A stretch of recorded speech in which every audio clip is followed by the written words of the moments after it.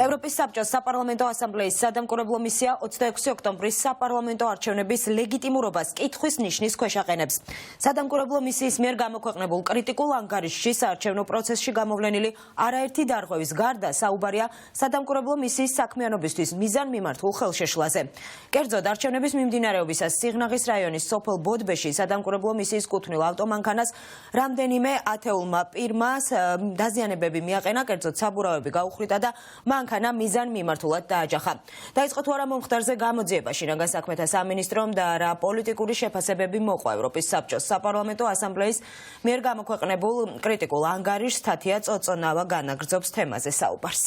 დიახ, ჩვენ გუშინ საღამოდან ვცდილობთ შინაგან საქმეთა სამინისტროსთან ინფორმაციის გადამოწმებას, დაიწყო თუ არა გამოძიება, არის თუ არა ვინმე დაკავებული ამ ფაქტზე, თუმცა შინაგან საქმეთა სამინისტროსგან ჩვენ ამ დრომდე არ გვაქვს კონკრეტული პასუხი ამ კითხვებზე, რაც სავარაუდოდ ნიშნავს იმას, რომ არც გამოძიება არ არის დაწყებული და არც არავინ არ არის დაკავებული ღია ცისხლის სამართლის დანაშაულზე, რასაც მიუთითებს საერთაშორისო სადამკვირვებლო მისია მის ანგარიში, სადაც სადამკვირვებლო მისია წერს, რომ სოფელ ბოდბეში 40-მდე კუნთმაგარი პირი, პირდაპირ ამ სიტყვებით არის საუბარი, მათ კუნთმაგარმა პირმა მათ დაუზიანა ავტომობილი, კერძოდ დაუხვრიტა საბურავები და შემდგომ მოაწყო საავტომობილო შემთხვევის ინსცენირება და დააჯახა ძველი მანქანა.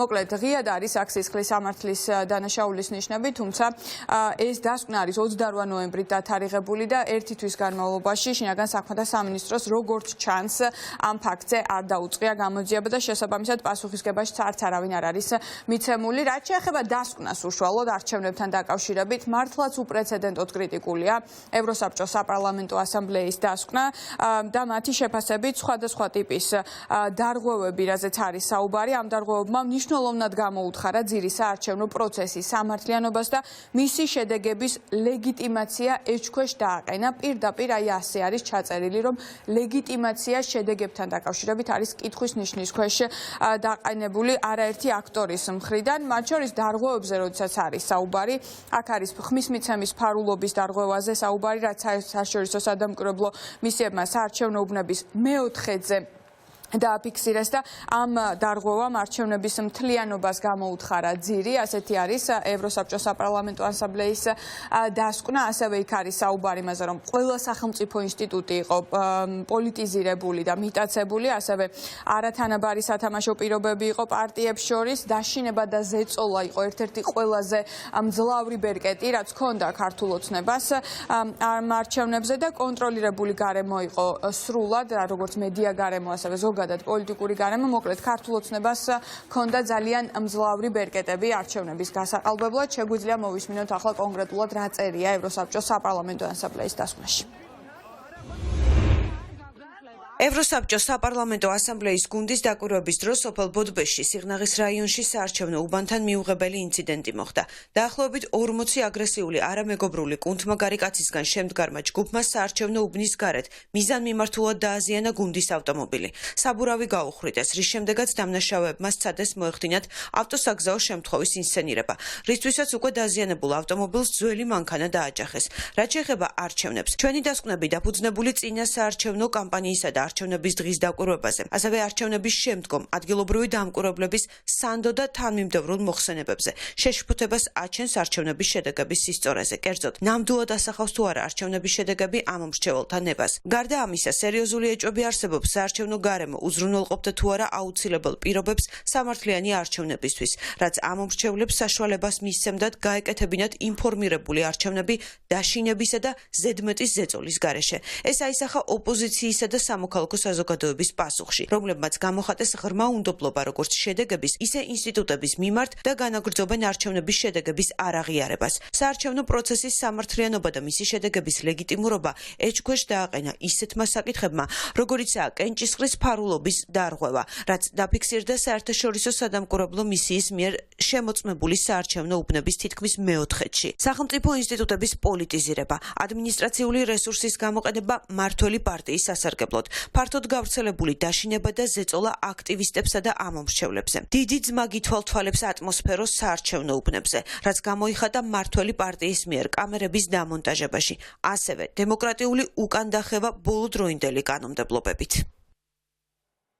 ეს არის ერთ-ერთი და არა ერთადერთი დასკვნა, რომელიც ქართული ოცნების მიერ ჩატარებულ რუსულ სპეცოპერაციას და მის ლეგიტიმაციას კითხვის ნიშნის ქვეშ აყენებს. მე შეგახსენებთ, აქამდე იყო საერთაშორისო რესპუბლიკური ინსტიტუტის საბოლოო დასკვნა 26 ოქტომბრის არჩევნებზე, სადაც პირდაპირ არის საუბარი იმაზე, რომ ეს იყო ფუნდამენტურად ნაკლოვანი არჩევნები, სწორედ ასეთი ჩანაწერი და ასეთი ტერმინი გვხვდება ამ დასკვნაში. მანამდე ეუთოოდირის დასკვნა, რომელსაც ელოდებოდა მათ შორის ქართული ოცნებას და მიუხედავად იმისა, რომ ისინი ამბობენ, რომ ეს მათ აღიარა ეუთოოდირმა მათ ჩატარებული არჩევნები, ეს ასე არ არის და დამოუკიდებელი საქართველოს ისტორიაში მართლაც ყველაზე კრიტიკული ანგარიში გამოაქვეყნა ეუთოოდირმა. პარალელურად ევროპარლამენტის მისია, რომელიც იყო ჩამოსული საქართველოში გაყალბების ნამდვილ ფესტივალზე საუბრობდნენ ისინი, რაც მათ საკუთარი თვალით ნახეს. შესაბამისად, ხელისუფლების ოპონენტების შეფასებით ეს დასკვნები იძლევა იმის საფუძველს, რომ ეს არჩევნები გამოცხადდეს არალეგიტიმურად და ქვეყანაში ჩაინიშნოს ახალი არჩევნები.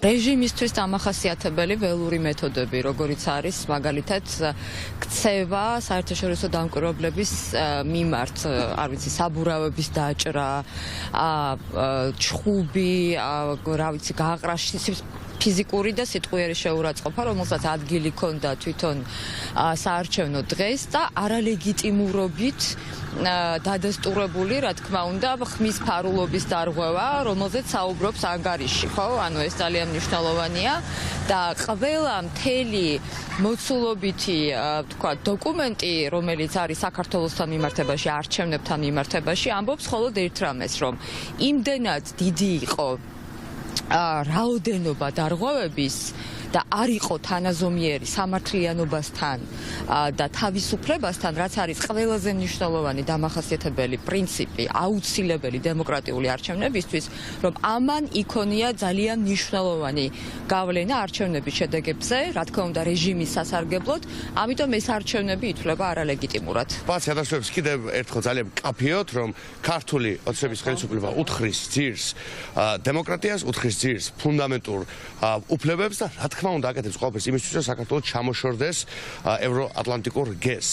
უკრებლივ ყველა საერთაშორისო ინსტიტუტი ძალიან მკაფიოდ ამბობს, რომ ქართული ოცნების ხელისუფლება არ არის თავისებადი დემოკრატიასთან და დემოკრატიულ პროცესთან ჩვენს ქვეყანაში. ის შეფასება, რომელიც გამოქვეყნდა და არის ძალიან მწვავე, ეს არის სწორედ იმის დასტური, რომ საქართველოში არჩევნები არ იყო თავისუფალი და არ იყო სამართლიანი.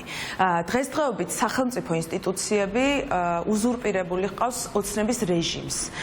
მათ არ აწყობთ დამნაშავეთა დასჯა და არ აწყობთ იმ ყველა кейსის გამოძიება, რომელიც არჩევნების დროს მოხდა ჩვენს ქვეყანაში. ევროსაბჭოს საპარლამენტო ასამბლეის ხდომაზე 27 იანვარს 2025 წლის 27 იანვარს ზამთრის სესიაზე განიხილავენ საერთაშორისო სადამკვირვებლო მისიის მიერ მომზადებულ ანგარიშს, სადაც ასევე იქნება სიტყვით გამოსვლები და ჩვენ უფრო დეტალურად გავიგებთ რა ნახეს საკუთარი თვალით 26 ოქტომბერს საერთაშორისო დამკვირვებლებმა.